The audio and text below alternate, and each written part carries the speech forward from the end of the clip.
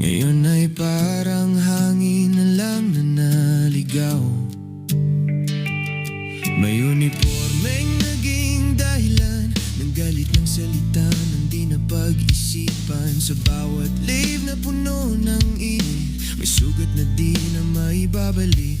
At ang mga nanood lang noon, di alam kung saan pupulutin ang kahapon. Oh, yun na, wala nang normal mangusin content. Mga pangako'y nawala sa hangin bigla. Oh, yun na, parang kwentong naputol sa gitna. May lungkot na iniwan sa masa. Oh, yun na, wala nang ingay na kilala. Tahimik na ang entablado ng drama. Sa dulo pala ng lahat ng sigawan, may katotohanang di matatakasan.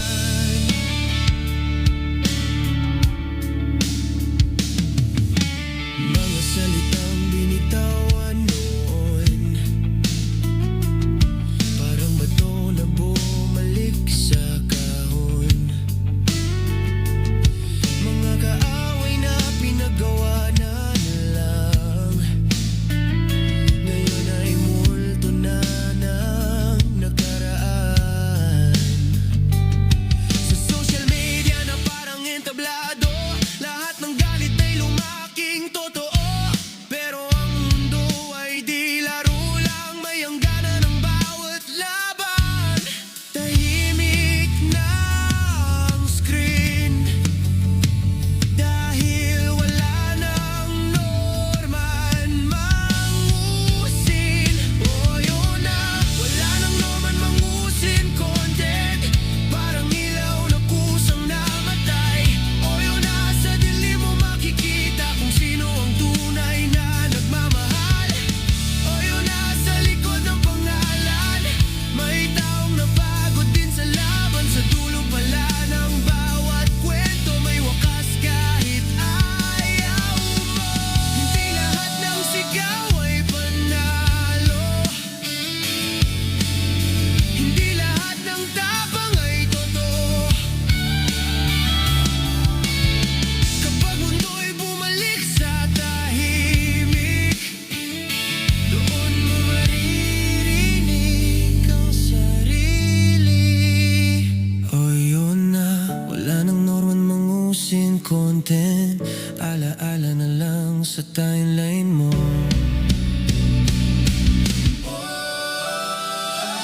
Oh, yun na, wala na norman mangusin content. Alaala na lang sa timeline mo. Oh, yun na, parang bagyong lumipas, may bakas pero wala nang unos. Oh, yun na, kung may aral mang dala, yan ay huwag kalimutan sana. Ang respeto'y di dapat nawawala, kahit sino ka pa sa mata ng madla.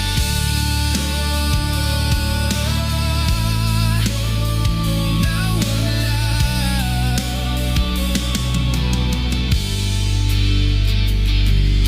Tahimik na ang screen dahil wala nang norman mangusin.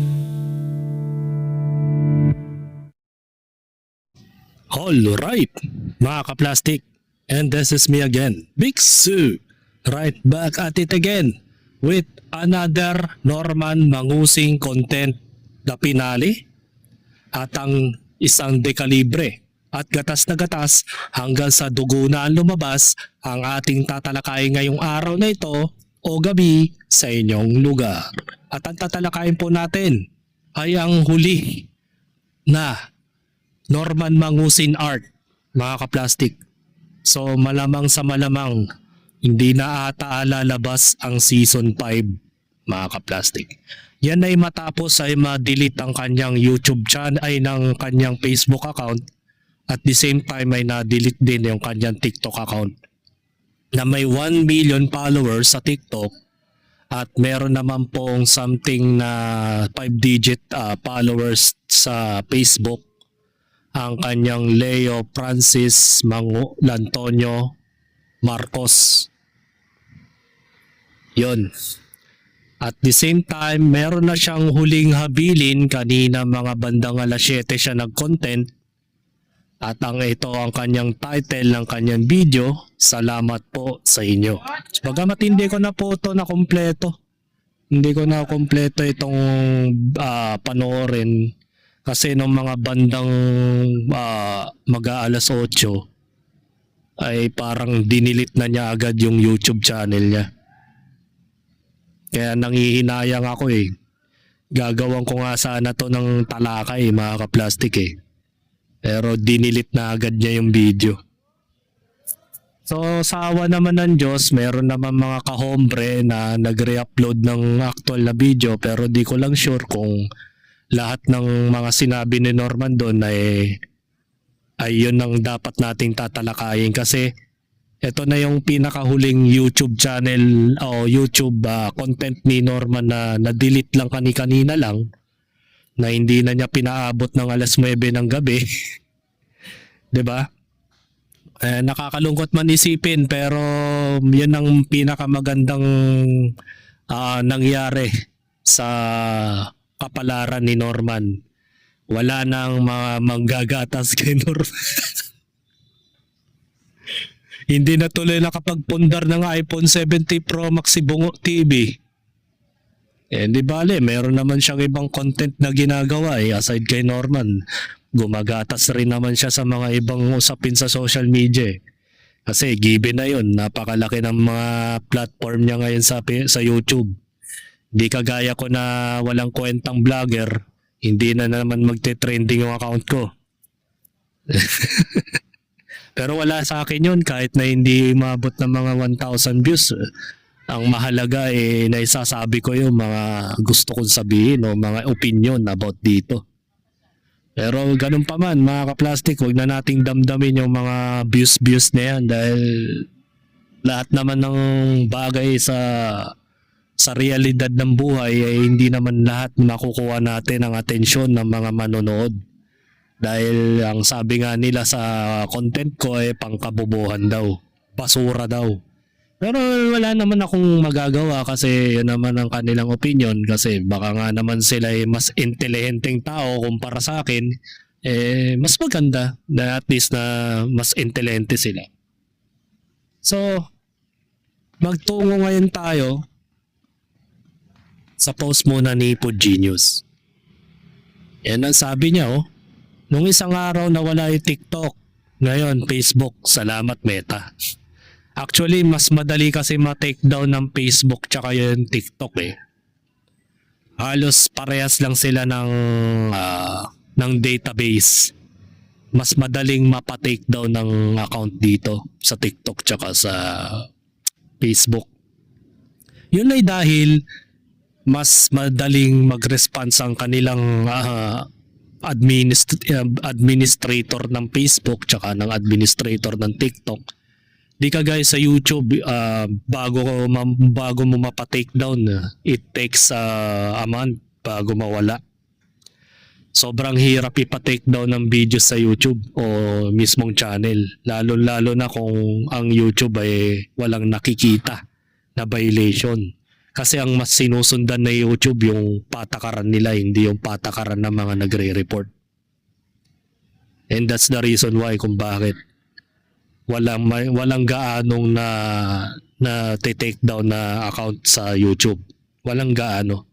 Siguro mga let's say 10% sa 100% lang na accounts ang nadi-delete lang dahil gawa sa copyright tsaka sa community guidelines.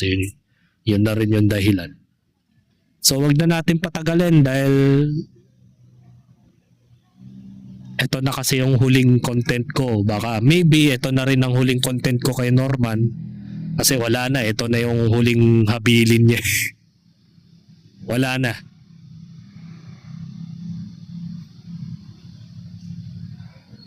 Ito na yung huli.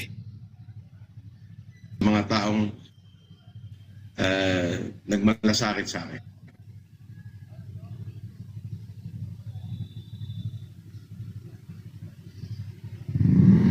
Oh.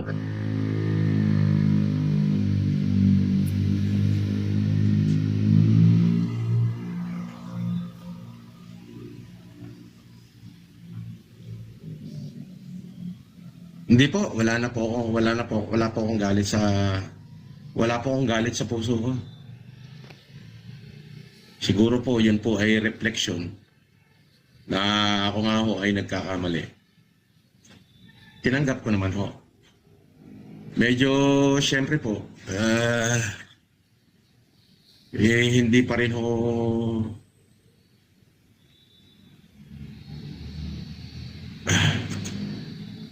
hindi pa rin ho matanggap ng mga bata yung nangyari sa akin. Pero okay lang ho yun. At nga pala, gusto ko rin sanang batiin lahat ng mga kakosa ko. Maraming salamat sa inyo mga kosa. Kahit na medyo mahigpit, hindi pala medyo mahigpit, sobrang higpit.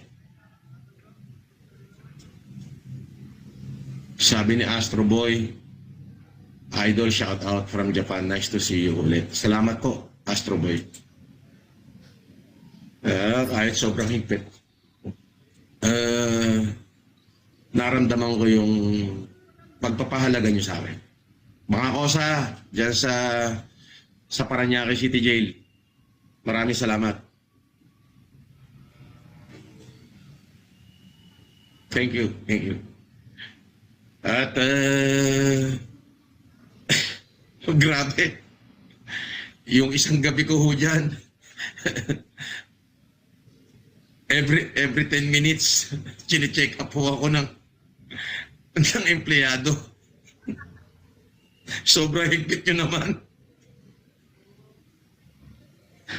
Maaari, naintindihan ko. Duty nyo po yan. Sobrang higpit. Grabe. Advice ko lang wag na ho kayong gagawa ng pangit. Napakahigpit ho yan sa Parañaque City Gate. Aminado.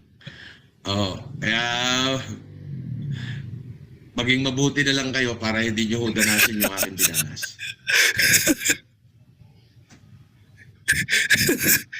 Aminado ka. Alam mo kung bakit pinuminuto ka? Chinecheck. Yun ay dahil sa issue nga nung nakaraang nakulong ka nung pandemic na nakapagpasok ka ng cellphone at nagawa mo pa mag-live stream. Kasi accountability nila yon. Na kapag nangyari na naman ulit yon, kawawa talaga yung mga warden dyan. Sila mawawalan ng trabaho, makakasuhan pa. Kaya minuminuto siyang ka ng tineche-check. Nga naman may mga napuslit ka. Diba? Gasino lang naman yun eh. Diba? Tsaka nasabi rin kasi niya dito sa content na ito, yung isang araw niyang namalagi sa bilangguan ay katumbas na yon ng isang taon na paghihirap niya dyan sa loob. Yun yung sabi. Kasi nilaktawan yung video eh. Dapat kasi sinimulan sa una. Magre-record na lang. Bale yan. Kasi ang hinahanap kasi ng mga bashers ni Kulaong, yung mga alam nilang mabubutasan na naman si Norman.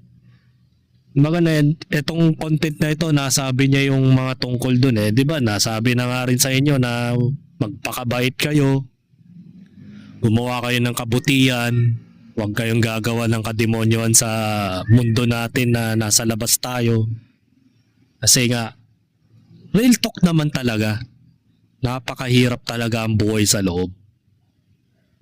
Di ka talaga makakahiga ng maayos dyan. Matutulog ka talaga na nakatayo. Diba? Di naman kagaya yan ng mga nakulong ng flood control project na kung saan ay meron pang double deck, may sariling banyo, may sariling lababo, may sariling kusina. Di na po detainee ang tawag doon. Parang pinagbakasyon mo lang. Yun lang kasi ang reason kung bakit napakaganda ng sistema sa Pilipinas na kung saan kapag elite na tao, dapat ang kulungan nila parang condominium.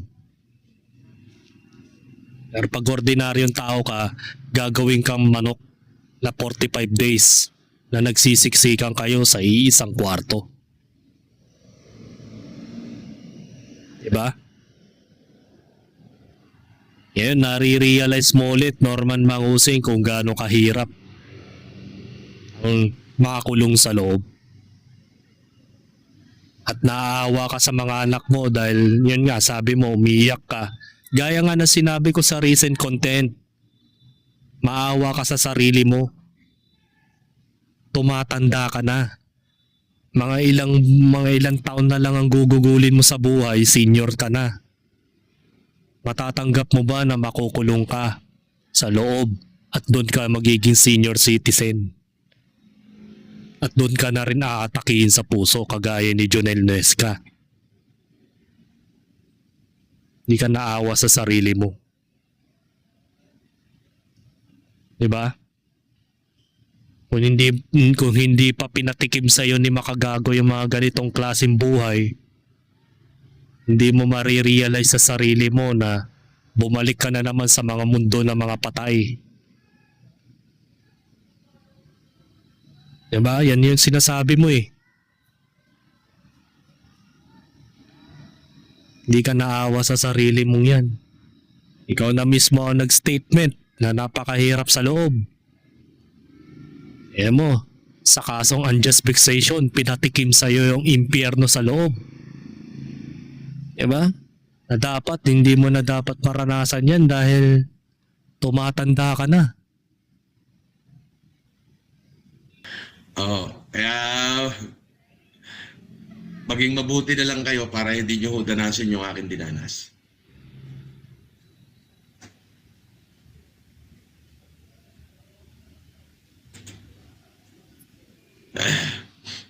Salamat, MB Studio. Salamat sa 50 pesos mo.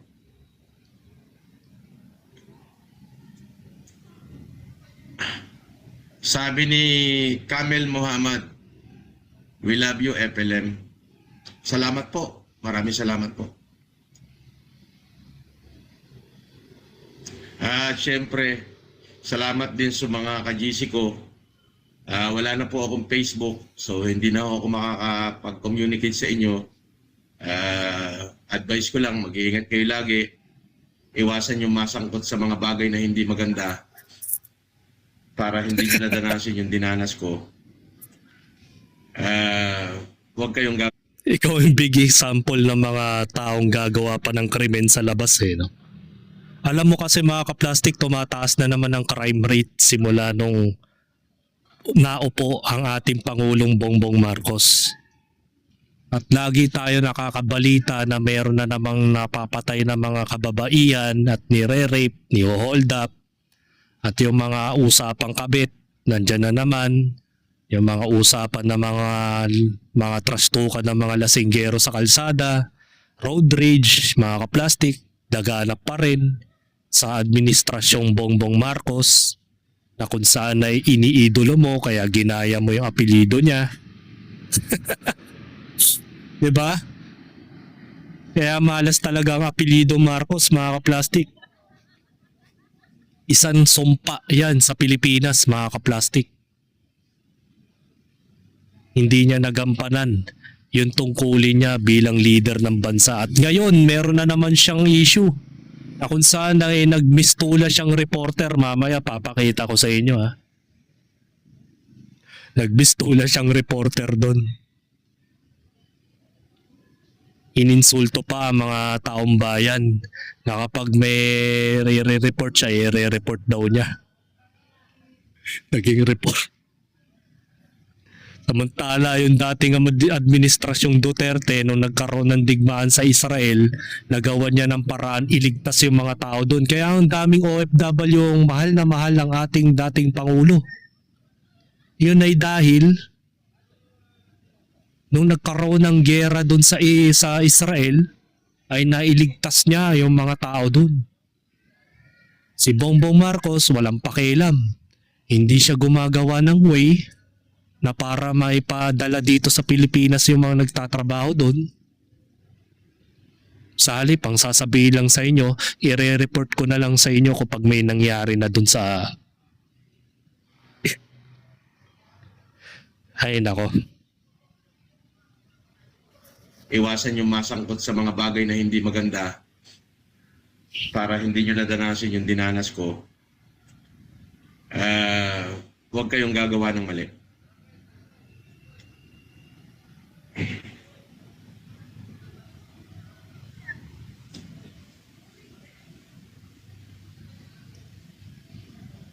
At merong isa akong gustong pasalamatan.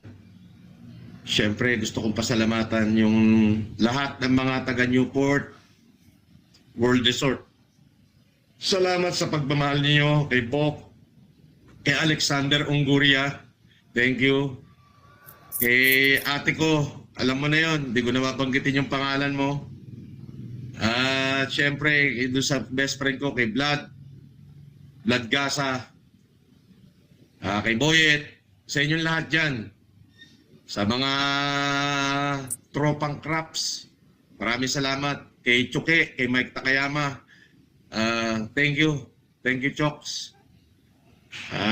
Siyempre, maraming salamat. Sabi ni Robert Relativo, Boss FLM, shoutout kay Phil Brook, OFW ng Chicago. Shoutout po sa inyo, Sir Phil Brook.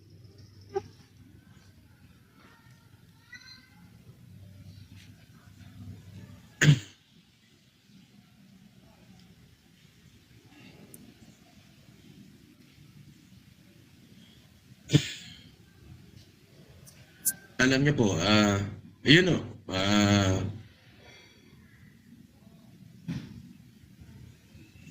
sabi ni 00 Gambler, Boss, hindi nawawala ang paghanga ko sa'yo. Manong, maraming salamat.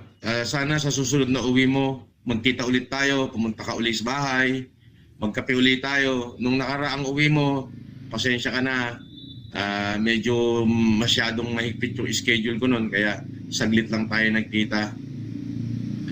Manny Barry Magat, maraming salamat sa iyo. Sabi ni Barry Magat, welcome back, Boss FLM, we miss you. Maraming salamat po.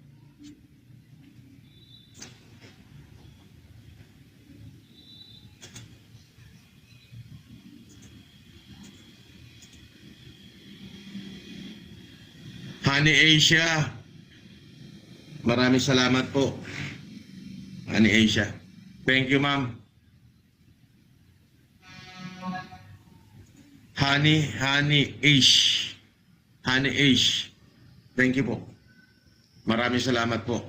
Diyan sa mga taga Hong Kong. Thank you po. Maraming salamat. Screen record kasi ito eh. Pati private tuloy na silip. Sabi ni Catch Price, huwag ka kasing pumapatol sa comment section kaya natitrigger ka. Gawin mo ang tama, di pa uli ang lahat. Itam. Maraming salamat po sa inyo. At syempre po, doon sa mga taong laging pumupuna sa akin, maraming salamat din ho. At naitatama ko ho yung aking pagkakamali. Itam mo na. Ismong mga matitinong commenters mo o taga-suporta mo siguro na sinasabihan ka na never mo talagang sasagutin yung mga pang-insulto ng bashers kasi yan ang ginagamit ng ebidensya ng kabilang kampo eh. Kaya tingnan mo ang nangyayari, dumadami yung mga defamatory statement mo. Kasi bawat insulto ng mga bashers mo, sinasagot mo ng basta-basta. And that's the reason why kung bakit yung mga celebrity, yung mga sikat na personalidad sa mainstream ay hindi nila sinasagot yung mga sinasambit ng mga trolls. Maging ako kahit yung mga nagko-comment sa akin ng mga insulto, baka hindi ko na lang masyadong kasi pag binasa mo siya matutusok yung damdamin mo eh. Kasi yung mga yan, matatapang lang yan sa keyboard. Pero pag ginamon mo yan, baka sabihin niyan, ay pasensya na po sir, dala lang ng bugso ng damdamin niya sa social media. Wag mo na po akong patulan. Diba? Isa pang moral lesson sa iyan, Norman Mangusin, na kung saan dapat noon pa lang ginawa mo na yan, ng mga panahon Noong kasagsagan pa noon. Siguro na overwhelm na masyado kang natataasan ng confidence sa sarili mo.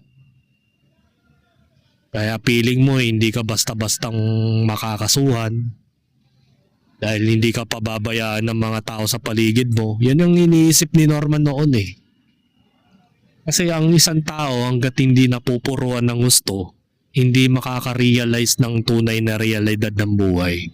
Hindi niya marirealize na kung nakinig pala ako noon pa lang, di sana ngayon nakakapag-live stream ako ng maayos dito sa YouTube at hindi na di-delete yung mga accounts ko. Actually, believe ako kay Norman Mangusin when it comes sa pakikipag-usap sa mga OFW eh. Kasi maraming nag-statement kay Makagago WhatsApp man sa mga interview kay Mami Susan, kay Karen Whitmore at sa iba pa mga tao. Maging even sa mga kakosa niya. Na talagang ang sinasabi ng mga taong yon ay iisa lang. Napakagaling magsalita ni Norman Mangusin. Isipin mo kung ginamit niya ito sa tama. Baka ngayon kasing taas mo ng subscriber count si Rapi Tulfo. Baka million followers ka ngayon. Kasi sa TikTok nga lang million followers ka na eh. Kung nagawa mo mag-million followers sa TikTok, hindi malayong mag-million followers ka sa Facebook at YouTube. Yan, tulad dyan, nag-spike yung account mo ng YouTube channel mo, naging 47,000 followers agad. Kasi nga, napakahusay mo magsalita kahit na sa itsura mo pa lang wala kang pinag-aralan. Pero kung nagamit mo sa tama yung ginawa mo, kahit batikusin ka ni Food Genius, kahit batikusin ka ni Makagago, hindi ka nila matitibag as long as nasa tama yung ginagawa mo. Sayang eh. Sayang yung talento mo. Sayang. Nangihinayang ako para sa'yo, Norman. Pero ganun pa man talagang marami ka na rin kasing naagrabyadong tao. Wala tayong magagawa doon. The damage is done. Never been paid. And never been fixed unless you are repent. Diba? Totally repent. Starting over again. Doing the things that you good. Diba? Na tama yung dapat gawin mo. Lahat ng mga humanitarian project mo, idaan mo sa tamang proseso, dumaan ka sa permit ng gobyerno, i-registered mo sa SCC para hindi ka na sisilipan. As long as na magkaroon man ng problema, at least magagawa mong paraan. At always na magpa-advise ka sa mga legal counsel sa mga abogado mo kung meron ka mga abogado. Yun lang ang payo ko sa iyo, Norman, kung gusto mo magsimula ulit ng panibagong buhay at magawa kang mapatawad ng mga tao sa paligid mo. Kasi lilipas din tong mga nangyayari sa iyo eh, kung magagawa mo to sa maayos at tama. Kasi ang daming nangihinayang sa iyo, maging si Sir Jaime Solis, sinabi niya na napakagaling mo talaga magsalita eh. Kaya nga may naloko kang na-denok mo na kalabasa eh. Kasi napakagaling mo nga talaga magsalita. Diba? Kaso hindi mo ginamit sa tama. Nanloko ka ng tao. Ayun ang naging resulta. Ikaw rin ang nakalaboso. Hindi ka nasagip ng mga kasamaan mo. Nilaglag ka. At magpahanggang ngayon, nilaglag ka naman talaga. Dahil sa mga interview ni Makagago, kaya lumalala yung sitwasyon mo eh. Sayang kasi may talent ka eh. Biruin mo yung nagawa mong pagpapalipad na umabot ng 8 milyong piso sa isang araw lang. It's too much. Kung nagamit mo sana sa kabutihan yun, dinokomentary mo. Tapos yung 8 million pesos, pinakita mo na pinamigay mo talaga sa mga kapuspalad na Pilipino. Pucha, kahit nasabihan nilang piling nila na nakawan sila, pucha, Pinakita mo naman sa live stream mo, binigay mo talaga lahat eh. At wala kang nakabig dun. Kung sakali man na ginamit mo sa tama yung mga perang nakamal mo. Diba? Tuloy natin. Sabi ni James Yap, sabi ni James Yap, si Pugenius may diferensya na sa pag-iisip. May kulang na sa buwan ng pinanganak. Gusto pa kalabanin si Senator. Obsessed na sa iyo si Pugenius. Hayaan nyo na po sila. Sabi ni Cedric de la Cruz, nandito kami, pro traders ng Bataan, nasa likod mo, idol. Maraming salamat po. Maraming salamat po.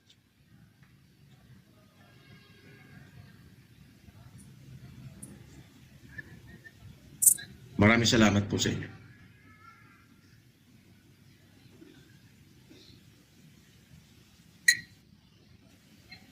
Mabuti. Wait lang.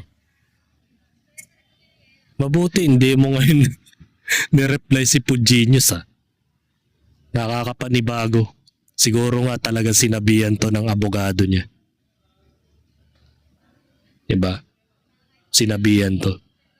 Malamang.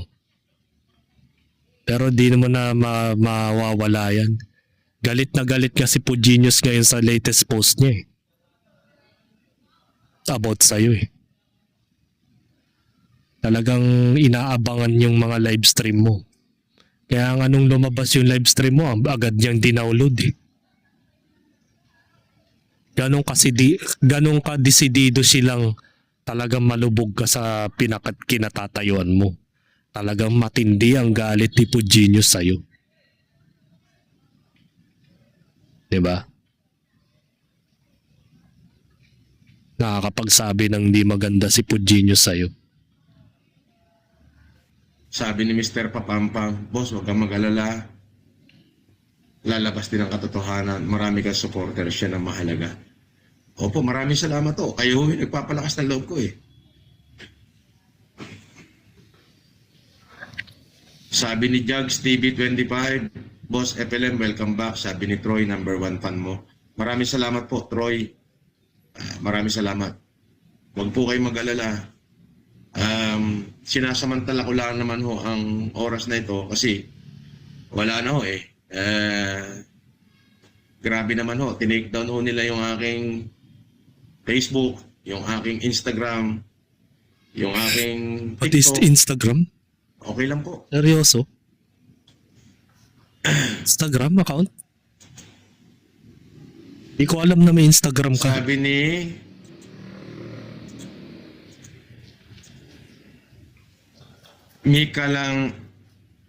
Mikalangenberg.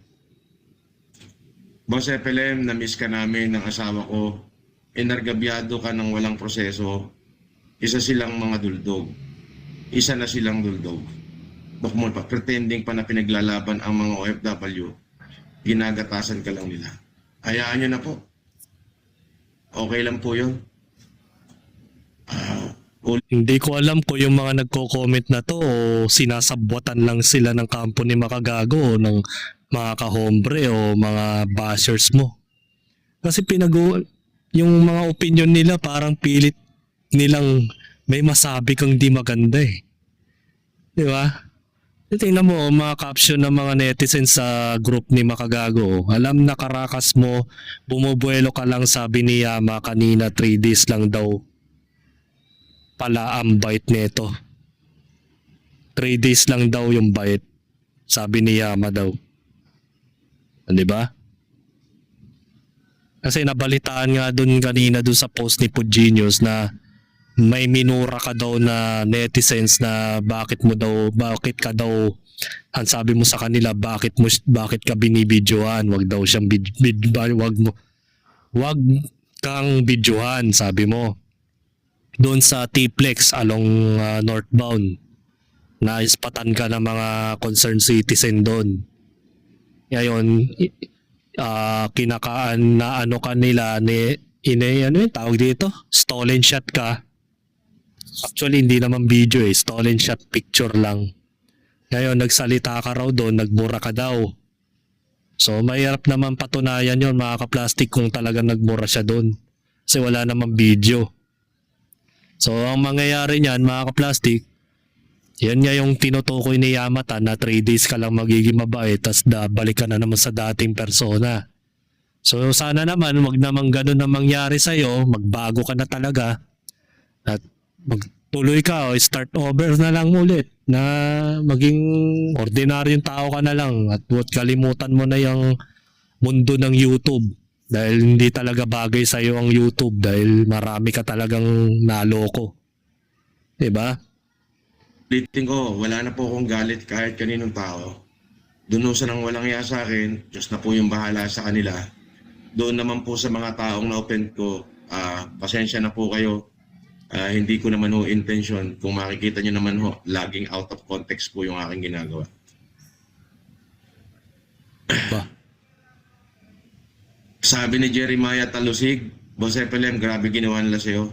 Shout out kay Ren Villano na depressed nung nakulong ka at kay Noven at Ezekiel na puro sugal. Tuloy nyo lang yan. God bless.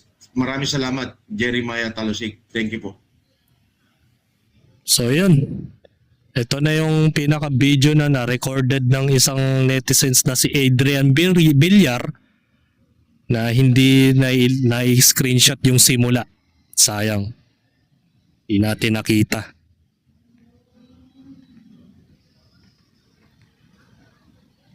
At meron pang pahabol si Pugenius about sa'yo mga ka-plastic.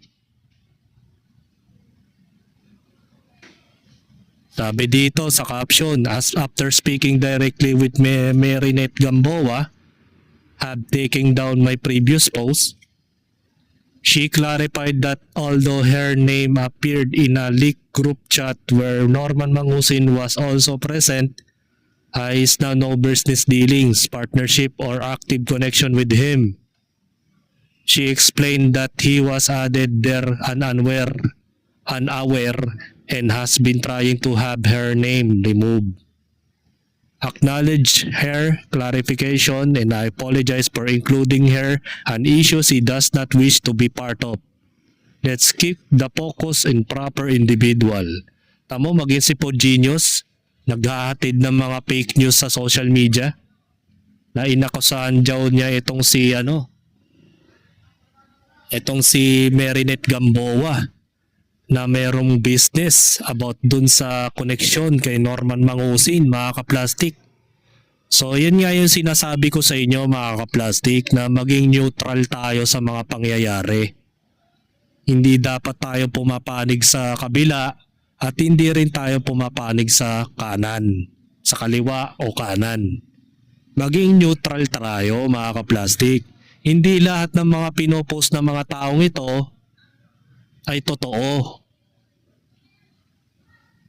O buti nga ito nakapag-delete ng post eh. Kung tutusin, pwede siyang makasuhan ng cyber libel eh. 'Di ba mga ka-plastic?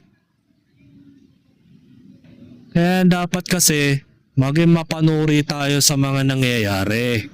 Bago mag-post sa social media, tanungin muna si Marinette Gamboa kung talagang meron katotohanan na mga ganitong akusasyon niya. Saka mo i-post kapag na-clarify mo na talagang totoo. 'Di ba? O maging si yan ang kanyang post mga ka-plastic. Marinette Gamboa, piniem siya. Piniem si Pugenius. Hello, sana wag niyo akong isama sa away ninyo. 16 years po akong nakipaglaban sa mga blank. Marami akong dinaanan na hirap kasama ang pamilya ko, perang pinaghirapan ng naubos dahil sa pakipaglaban ko sa kanila. Only after 16 years panalo ako. Kaya nakataas ang noo ko dahil inosente ako. Kaya please, wag niyo akong isali dahil hindi ko alam ang pinagdadaanan ko. Ay di nyo alam ang pinagdadaanan ko. Ayan. Shinare niya yung link ni Pugenius na kung saan ay dinilit na din. Kasi hindi ba kanina mayroon siyang in-screenshot. na friends niya itong si Norman Mangusin, mga kaplastik, sa friend list na search niya. O, nagtanong si Puginius, wala na po kayong connection with Norman Mangusin.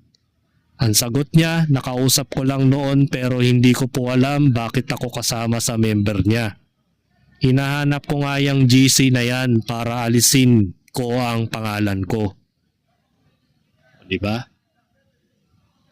So, never nyo pong nakasalamuha si Norman Mangusin po. Yan ang tanong ni Puginius. Tapos, follow-up question niya, to make clear po, wala po kayong business dealings or any connection sa kanya, like humanitarian. Ang sagot ni Ma'am Marinette, nagpunta sa resto ko, dala ng kaibigan ko dahil mayor ako noon sa Dingras. Nagpakilala siya na anak siya ni Marcos. Hindi naman ako naniniwala at ayaw ko magkaroon ng business sa kanya. Ni minsan hindi kami nagsama niyan. Ang daming nag-message na concerned citizen at forward niya yung post mo with all those.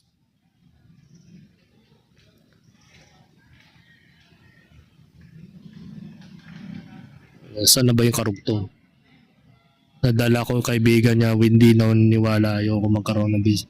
Ni minsan hindi kami nagsama niyan. Ang dami message na concerned citizen at forward niya ang post mo with all those undesirable comments which I feel unfair sa akin dahil ako ang nabiktima dito. Sige po, klaro, tanggalin ko na po. Salamat. Ayun. Clarification ni Marinette Gamboa. Di ba? Maging si Puginius nagpapahatid ng fake news sa kanyang social media accounts na ngayon ay borado na. Kaya kung ako sa inyo mga kaplastik, maging neutral tayo sa mga nangyayari sa social media. Hindi lahat ng mga taong nagsasabi ay totoo. Gaya nga ng kanta ni Glock-9.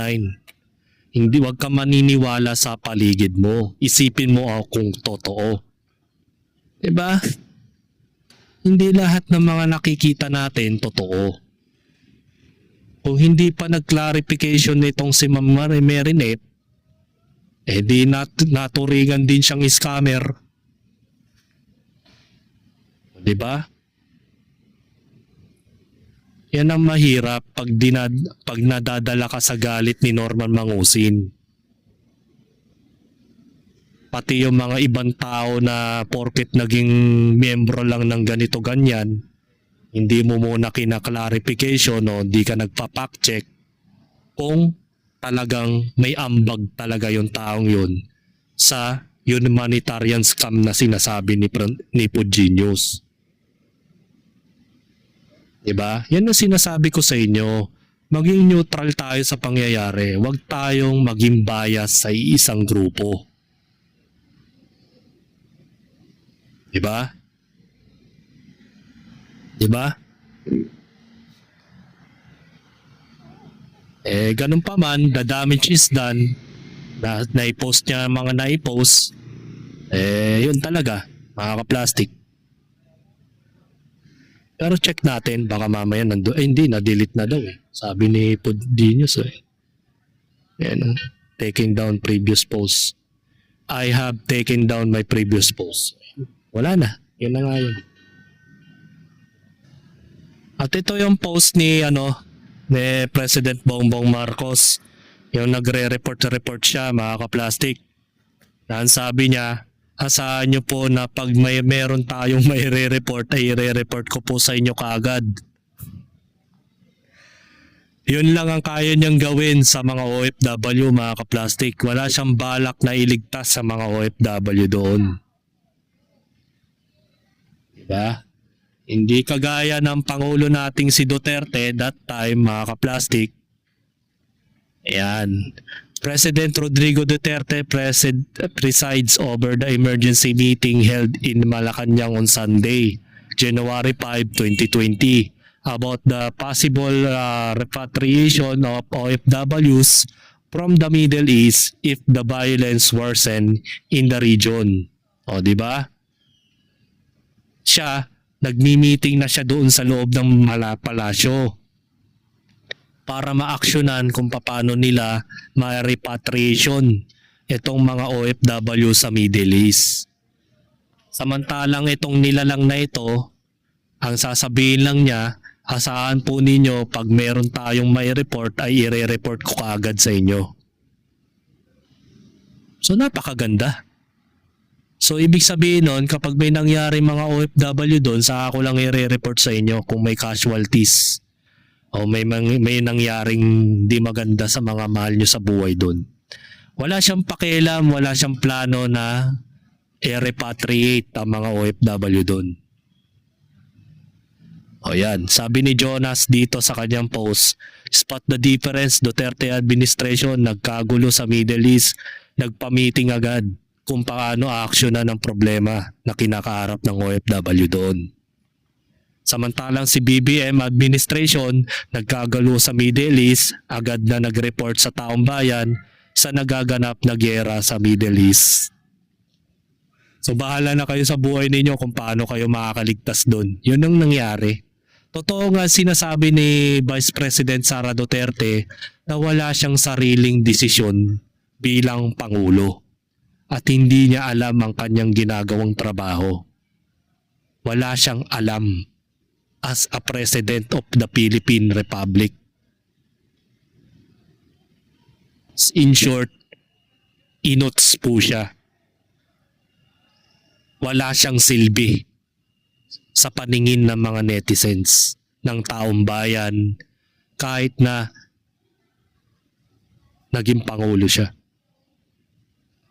Ang pakialam lang niya kapag may nangyaring masama sa mga OFW, saka lang niya gagawa ng aksyon at ipapadala sa mga mahal niya sa mga mahal sa buhay ng OFW na nakakarton na. Yun lang ang gusto niyang maiambag. 'Di ba? Kaya piliin mo ang Pilipinas, mga kaplastik. Napakasarap maging Pilipino. Ganito ang sistema nila. Isang malaking pagkakamali na 36 million votes na nagdudusa ngayon ng mga Pilipino sa loob ng kanyang administrasyon. At naganap pa yung karumal-dumal na korupsyon dito sa Pilipinas sa ilalim ng administrasyong Marcos. Diba? Ayan ba ang best president of the century? Kawawa ang mundo natin, mga kaplastik.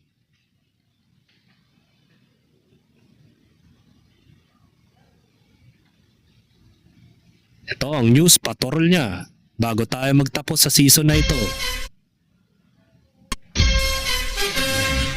Magandang umaga po sa inyong lahat. Sa palagay ko po ay nabalitaan niyo na po na binomba ng Israel at ng Amerika ang Iran. At ang Iran naman ay sumagot sa bomba naman ng mga American base sa United Arab Emirates, sa Bahrain, sa Oman at siyempre sa Israel.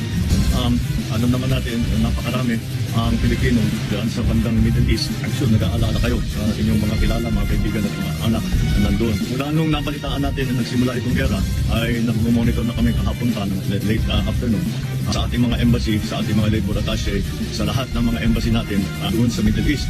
At nais kong i-report sa ating mga kababayan na sa ngayon, as of 9 o'clock Sunday, wala po tayong natatanggap na report na may casualty ng Pilipino. Wala pong Pilipino ang namatay. May oras ka talaga. TV Patrol!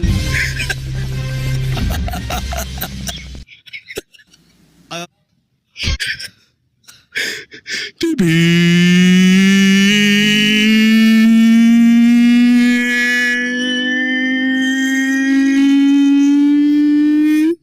Patrol!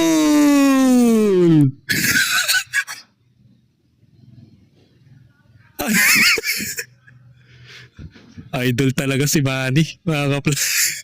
Yun yung nagdala eh. Yun yung dumala eh.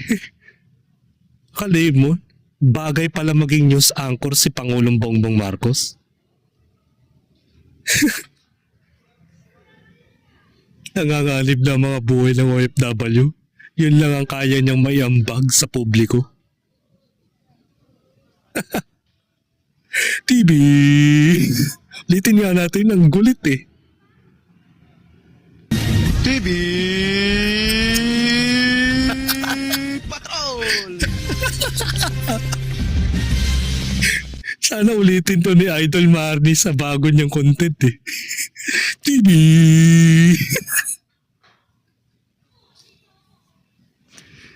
Ang galing ng presidente natin, pare. Ang laki na naiambag sa Pilipinas. Simpleng report lang, may naitulong na sa gobyerno. At nagpaganda ng ating bansa. Kasalanan natin to eh. 36 million votes ang nagtiwala sa kanya. Tayo rin ang nagdusa sa loob ng 6 na taon, mga kaplastik. So meron pa tayong 2 taon na pagtitiis. Sino kayang mapalad na bagong presidente ang magpapatuloy ng mali-malitang perang ligasiya, mga kaplastik? No? Ang sarap maging presidente, no? Chopper, pa-chopper lang. Dideliveran ka ng mali-malitang pera na nagkakaalaga ng halos 200 billion. Diba? Minamaleta lang ang kaban ng bayan, no? Imagine mo, nakikita mo sa mga telebisyon, no? Hindi na sa telebisyon, sa social media, kasi sa telebisyon wala eh. Ito yun eh.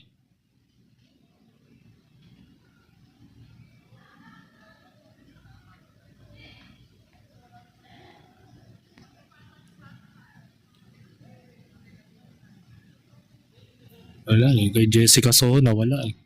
Pero pagpatuloy natin yung 24 oras niya. Magandang umaga po sa inyong lahat. Sa palagay ko po ay nabalitaan nyo na po na binomba ng Israel at saka ng Amerika ang Iran. At ang Iran naman ay sumagot, nagbomba naman ng mga American base sa United Arab Emirates, sa Bahrain, sa Oman at siyempre sa Israel. Patuloy po ang pagre-report natin habang dumadating po ang report sa akin. Hoy. May commercial break. Nakanantoko ka. May pangalawang report pa. Gabi, ating mga kababayan, ikanalulungkot ko na meron po tayo natanggap na report na meron na pong casualty na Pilipino dito po sa gera na nangyayari sa Middle East. Na report po sa atin ay namatay po ang isang Mary Ann Velasquez. Galing, no? Patuloy po ang ating pag-monitor sa kalagayan ng ating mga kababayan. Walang deepest condolence yun. Nitong gera, patuloy pa rin sa Middle East. Asahan po ninyo na pagka meron tayong may i-report, ay i-report po sa inyo. Anak ka ng Ay, yun ang sinasabi ko sa'yo. May namatay ng casualties, so kaya nga kung may mamamatay pa daw, i-report ko na lang ulit. Bahala na kayo sa buhay nyo dyan. Yan yung sinasabi niya. Yeah, tama yung sinabi ni Sara Duterte, Vice President natin, na talagang wala siyang kakayanan bilang Pangulo. Totoo nga. Nasa posisyon ka niyan, naghangad ka na tumakbo nung eleksyon bilang Presidente ng Pilipinas, tapos nung nakuha mo na yung posisyon na yun, wala kang sariling desisyon, wala kang alam kung paano mo i-manage ang Pilipinas. Tapos yan lang ang sasabihin mo. Since may namatay ng Pilipina doon sa Middle East, ang sasabihin mo lang, kapag meron ka may i-report na meron ka i-report mo agad. Niwala man lang deepest condolence sa tao. binanggit mo pa yung pangalan ng tao, ng OFW, ni wala man lang deepest condolence para sa pamilya niya. Parang ininsulto mo pa ang kasunod mong opinion, ay ganito pa. Nitong gera, patuloy pa rin sa Middle East.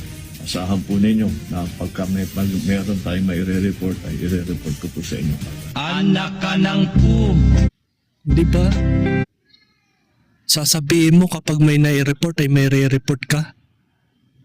So ibig sabihin parang sinabi mo na rin na kapag may namatay ulit, saka mo lang ang i-report. Wala kang gagawing action na repatriate sila dito sa Pilipinas. At hindi. Yan ang best president of the Philippines. Nasobrahan kasi sa ano eh.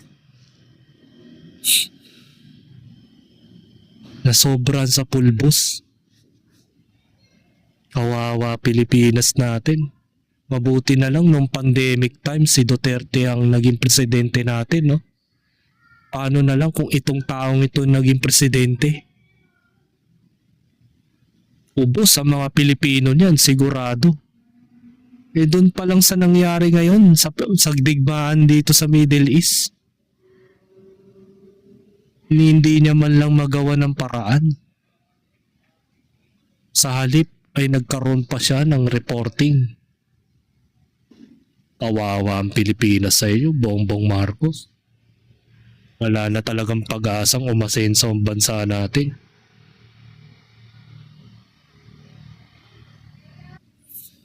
Yo, bago tayo magpaalam mga ka-plastic sa serye ni Norman Mangusin, ito po ang ating huling video na i-cover na natin si Norman Mangusin. Pero kung may mga follow-up updates para kay Norman Mangusin ay i-content ko pa rin. Nang sa gayon ay meron tayong masabing opinion about doon sa nangyayari ngayon sa social media at kay Norman Mangusin versus Makagago. At ito na po yung kauli-ulian niyang paghahambog bago siya nagbago. Hindi naman ako nagmumura, no? Samantalang itong si Cory Aquino, naputang ng Madjongera, nanay nitong kabila, si Bansi. Sila nagpapatay sa tatay nila, ano ka ba? Totoo yan! Alam mo ako, putang ina, 30 taon na ako nagtatago eh. Putang ina yung sama ng loob. 30 years, putang ina, they put us on shame. Pero totoo, tatay, sila nagpapatay sa tatay nila. Bakit sila nagharang ko totoo? Pwede totoo. Hindi dapat sigawan nila ako rito. Sumunod, kapit bahay. Yes! Tapat mo lang? Yes! O, tingnan mo, nagharang mo. Di ba dapat ganyan lang screen? Tingnan mo. O, di ba, tingnan mo yung screen. Dito to, screen o. Lahat kami rito, required yan. Bakit nagharang? Kasi ayaw lang makita mo ako. Kasi araw-araw nila naririnig na putang ina. Yung sila ang nagpapatay sa kanilang ama. Para ano? Anong putang ina papapatay namin, Marcos? We are the Marcoses, mapapatay namin si Ninoy, broad daylight. We are the Marcoses, mapapatay namin si Ninoy, broad daylight. We are the Marcoses, mapapatay namin si Ninoy, broad daylight. May mga media na abang. Pare, come on. I could not see any logic in there. Diba? At magkakatotoo na po yung kanya sinabi na 30 years siyang magtatago, mga ka-plastic. 30 years siya magtatago sa mundo ng social media. At yun na nga yun, mangyayari na nga po yun. Simula ngayon, dahil sa patong na kaso niya, 100%, yan na yun. Magiging 30 years pa ulit ang pagtatago ni Norman Mangusin sa mundo ng internet. Diba? So yun ang sinabi naman niya doon sa huling live stream niya na hindi naman niya intention na tumakas at wala siyang balak na tumakas. Harapin niya ang kasong isasampa ng mga kalaban niya sa social media at hindi niya ito tatakasan dahil ang layunin niya daw ay gagawa yung pagiging humanitarian niya. Gagawa nga siya ng mga humanitarian activities sa mga susunod na panahon. At yun na. At kapag ito na-delete na ang YouTube channel niya, ito na yung pamamaalam ng era ni Norman Mangusin. At the same time, mawawalan na po sa algorithm itong si Food Genius, si Ramil Coriano, sino pa ba yung mga yun? Si Makagago, wala yan. Meron pa rin yan mako-content kahit wala si Norman Mangusin. Marami pa siyang gagawing content pero iba na ngayon ang anoin niya. Ide-debunk. Malamang si Don Batalan ang kanyang titirahin. Si Nasukir, ayan, mga kaplastik, possibly yan, si Karuba, babanatan din niya yan.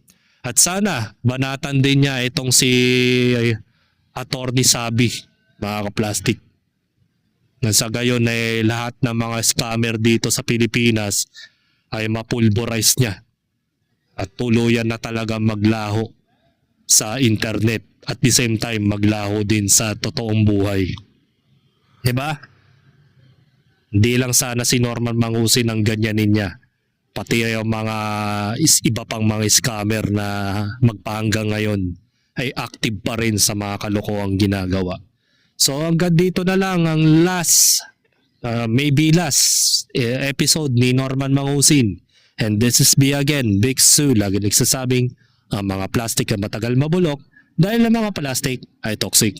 Kaya, what's up mga kaplastic? And this is Gambit, commentary video ng video live stream.